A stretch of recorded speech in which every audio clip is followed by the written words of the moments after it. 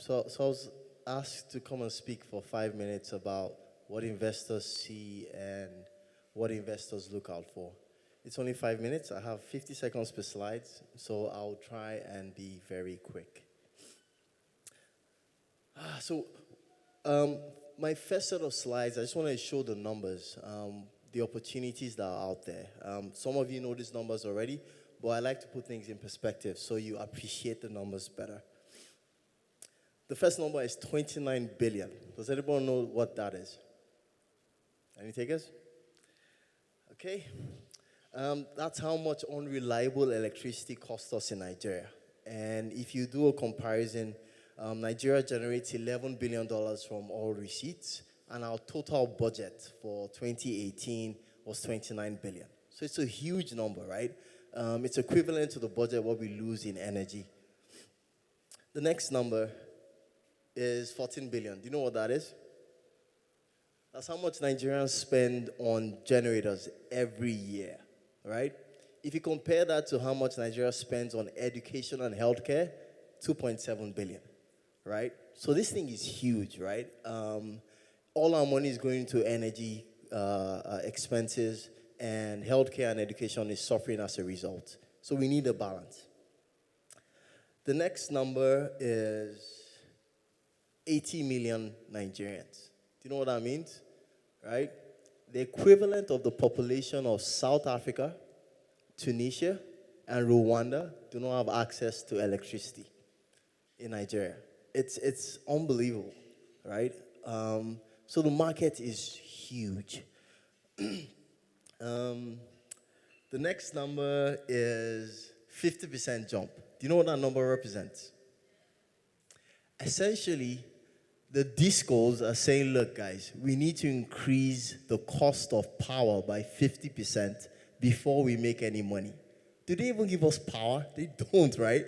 And they're asking for a 50% jump.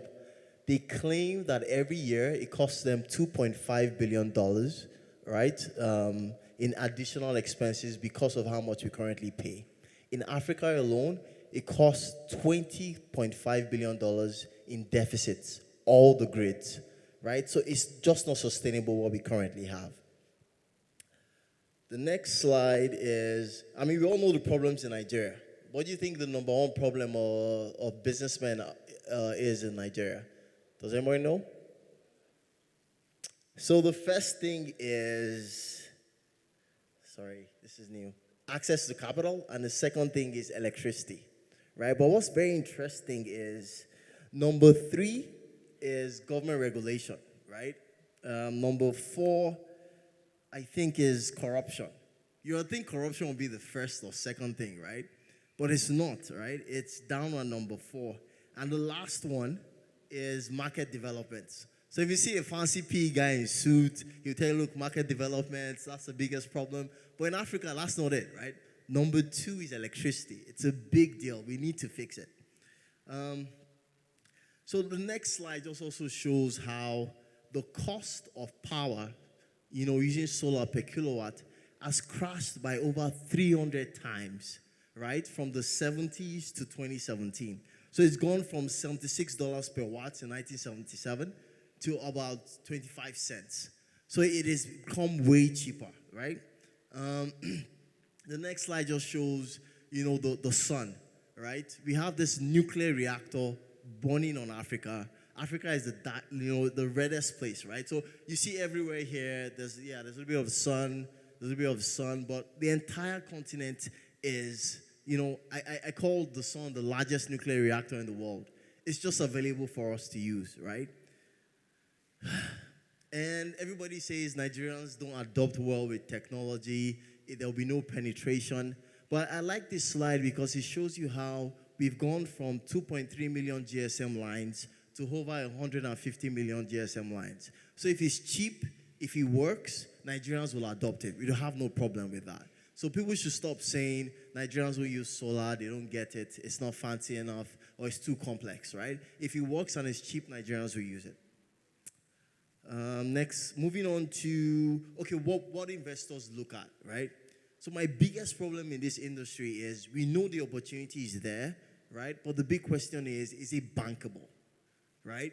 So I've shown you all the fancy slides, the opportunity, what people look out for. But I'm a PE guy, right? At the end of the day, I need to make money for my investors, right? So the first thing we look at, the first thing I look at when I see a pitch, and I've seen like 50 pitches, is the unit economics, right? Would this thing actually make money on a per unit basis? So a couple of guys will send you a unit economics and they wouldn't add their overhead costs. They just show you how much money the person pays, interest payments, and then I'll tell you the unit IRR is 40%. Some of my big brothers are here, they understand what I'm talking about, right? But if you're not adding all those costs, overhead costs, R&D costs, the unit economics becomes negative. How am I supposed to invest? Right? It doesn't make sense. So for the practitioners in the industry, always run a true unit economics before you show investors. And you should be thinking about how you can bring the cost down so your unit economics is actually profitable.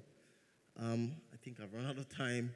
The second one is the quality of the team, right? This market is huge, right? But if I'm selling solar home systems, for instance, because of the difficult unit economics, some guys will tell you, I only need to sell 50,000. And I tell them, look, guys, you need to sell like 1 million before you make money, right? Now, if you don't have a solid team that can execute, a team that understands the retail space, a team that understands the Nigerian psyche, you're not going to make it. I'll give you an example, right? With solar home systems where after 3 years, it becomes yours, right? You know what Nigerians are doing now? By year 2.5, they destroy the boxes because you have to replace it. So their thinking is, by year 3, I want to have a new system. How do you model that, right? In every other market, in East Africa, they don't do that. But in Nigeria, that's what they do. So you need to understand the Nigerian psyche and change your EULA, which is your user agreement, to say if you destroy your box in year 3, you bear the cost. You know, things like that. Sorry, running late. The strength of your pipeline, right? Again, just identifying where your customers are, right? So if I see a team that, they say, we are going to a local government in Kogi State because of X, Y, Z. Or I'm setting up a mini grid in some market in Edo State, right? And you've identified 10 different markets like that. That gives me comfort. I'm not giving you money, and after I give you money, you're now looking for deployments. No, you're ready, you've done your homework, and you have the specific sites where you want your systems. Sorry, next slide. Sorry. Next is the funding model. So what's the weighted average cost of capital? Are you getting equity? Are you using debt? How is it going to work, right? It's always good to just let your investors know this is how I'm going to spend the money and this is where I'm getting money from. Yeah, again, the overhead cost of the business. So I'm sure we heard about this already. There was a firm that had a head office in Germany. They had 90 people in Germany, right? Like, are they trying to save us in Africa or what? Like, your operation should be here. So adding all those costs doesn't make sense. Just do everything here. Almost done. Customer characteristics, credit risk and churn. Yes, and the durability of the products. If you get fake products from China, they will spoil quickly, right? If you get better products from Germany that are slightly more expensive, they last longer. Investors like to see that as well. Yes, I think that is it. Thank you, everyone. Do you want to stay up there for a bit? Tiny bit? Just for a tiny bit. Okay. So you were talking about how do you model in Nigerian behavior? Because I heard the destroying boxes, and how could I have modeled that in?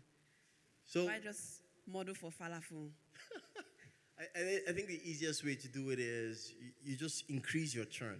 So churn is where people stop paying and you have to go retrieve your boxes. But what happens is you now have to model in the cost of getting those boxes back, right? So that's why I mentioned the true unit economics. My unit economics would include churn. People don't include it, right? So, and that churn being I sell to one customer. So by year 2, if my churn rate is 15%, that reduces by 15%. Just to show the true cost of the business. Because that will now show you, like, look, this thing might not be bankable yet. At least not with investor money.